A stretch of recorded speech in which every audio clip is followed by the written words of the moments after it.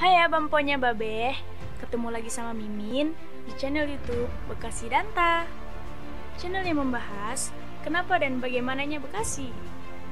Karena Bekasi bukan hanya tentang bahasa dan cerita cintanya saja loh. Oke, kali ini kita akan membahas fakta-fakta menarik di balik Tugu Perjuangan. Silahkan disaring lalu di-sharing. Pokoknya Danta dah.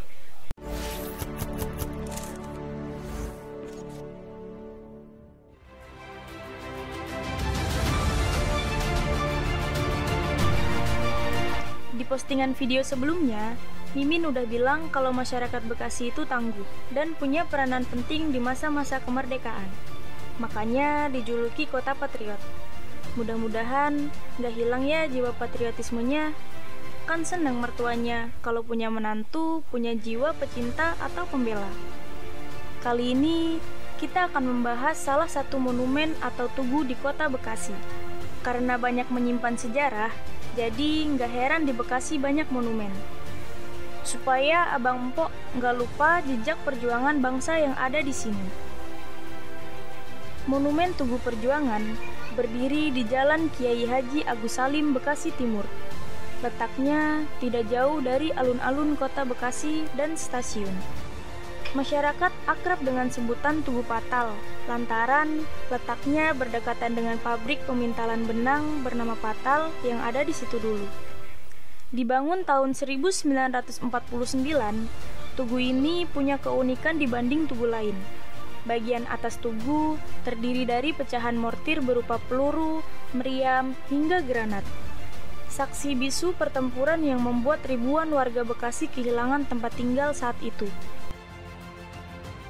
Tugu yang dibangun secara gotong royong oleh rakyat Bekasi dan diprakarsai oleh salah satu tokoh bernama Saadi ini menggambarkan betapa sengitnya pertempuran, mempertahankan kemerdekaan Indonesia.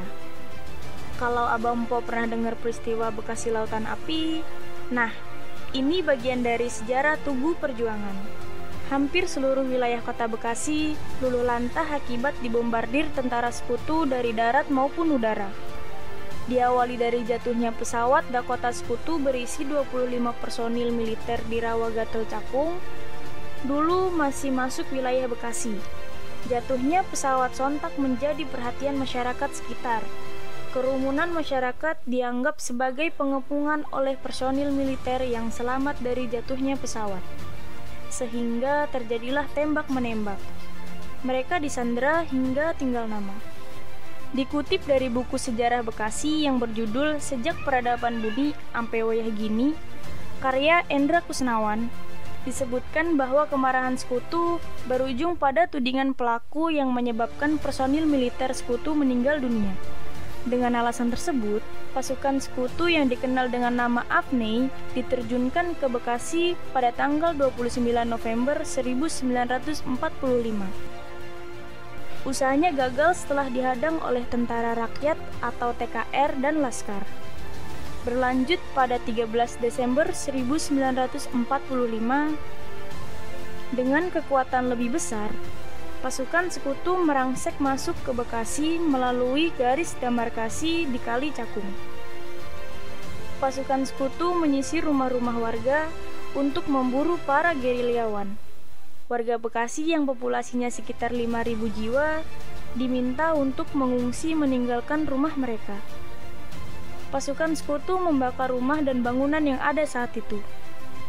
Setelah membumi hanguskan ratusan rumah dan bangunan, tercatat dari pihak Indonesia ada sekitar 14 orang luka-luka akibat peristiwa itu.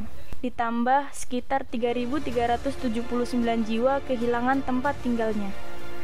Para pejuang saat itu dipukul mundur, menyelamatkan diri hingga ke daerah Tambun. Lokasi tepat di pertigaan Jalan Kiai Haji Agus Salim dipilih karena pada masa lalu lokasi tersebut adalah pintu gerbang yang hanya akan dibuka pada saat tentara Belanda dan sekutu akan melewatinya. Bagaimana? Bangga kan jadi orang Bekasi? Perjuangan pahlawan di Bekasi sangat tangguh untuk mempertahankan kemerdekaan Indonesia. Moga-moga video ini bisa diilhami kita makin banyak tahu, makin kenal sama Bekasi. Angger tiap hari nonton, abongan ora dapat ilmu pisan. Kalau resep, kirimin ke yang lain biar sama-sama tahu.